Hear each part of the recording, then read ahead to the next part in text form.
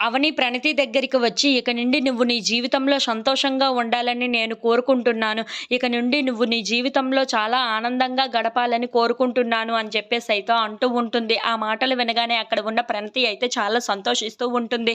ఇంతలో పల్లవి ఇంట్లో ఉన్న వాళ్ళందరి దగ్గరికి వచ్చి, "ప్రణతి సంతోషంగా ఉండాలని చెప్పి పూజ జరిపించాను. అందరూ హారతి తీసుకోండి" అని చెప్పేసైతే ఇంట్లో ఉన్న వాళ్ళందరికీ హారతిని ఇస్తూ ఉంటుంది. ఇంతలో ఒక వ్యక్తి అయితే అక్కడికి వచ్చి, "హలో! ఎక్స్‌క్యూజ్ మీ" అని చెప్పేసైతే అంటూ ఉంటాడు. ఆ మాటలు వినగానే ఇంట్లో ఉన్న వాళ్ళందరూ అయితే ఒక్కసారిగా షాక్ అయిపోయి అతని వైపు అలా చూస్తూ ఉండిపోతారు. ఇంతలో అక్కడ ఉన్న వాళ్ళందరూ అయితే, "ఎవరు నువ్వు?" అని చెప్పేసైతే అడుగుతూ ఉంటారు. ఆ మాటలు వినగానే అక్కడ ఉన్నవాడు మాత్రం, "నేను ప్రణతిని ప్రేమించిన వాడిని. నేను ప్రణతి చాలా గాఢంగా ప్రేమించుకున్నాం" అని చెప్పేసైతే అంటూ ఉంటాడు. ఆ మాటలు వినగానే అక్కడ ఉన్న రాజేంద్ర ప్రసాద్ ఇంట్లో ఉన్న వాళ్ళందరూ కలిసి వాడిని కొడుతూ ఉంటారు. అది చూసి అక్కడ ఉన్నవాడు మాత్రం, "ఆగండి, నేను చెప్పేది కాస్త వినండి" అని చెప్పేసైతే అంటూ ఉంటాడు.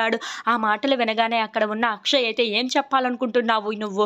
ఏంటో అది చెప్పు" అని చెప్పేసైతే గట్టిగా నిలదీస్తూ ఉంటాడు. ఆ మాటలు వినగానే అక్కడ ఉన్నవాడు మాత్రం, "నేను ప్రణతి చాలా గాఢంగా ప్రేమించుకున్నాం. కానీ మా ఇద్దరికీ పెళ్లి జరిగే టైంకి ఆ అవని పెళ్లి జరగకుండా ఆపేసింది. మా ఇద్దరం పెళ్లి చేసుకోవలసిన వాళ్ళం. కానీ ఆ అవని వల్లే మా ఇద్దరి పెళ్లి ఆగిపోయింది. ఇప్పుడు నేను ఇలా ఉండడానికి గల కారణం ఆ అవనినే. మా ఇద్దరం ఇలా బాధపడడానికి గల కారణం ఆ అవనినే" అని చెప్పేసైతే అంటూ ఉంటాడు. ఆ మాటలు వినగానే ఇంట్లో ఉన్న వాళ్ళందరూ అయితే ఒక్కసారిగా షాక్ అయిపోయి అతని వైపు అలా చూస్తూ ఉండిపోతారు. ఇంతలో అక్కడ ఉన్న అక్షయ్ మాత్రం చాలా కోపంగా వాడి వైపు చూస్తూ ఉంటాడు.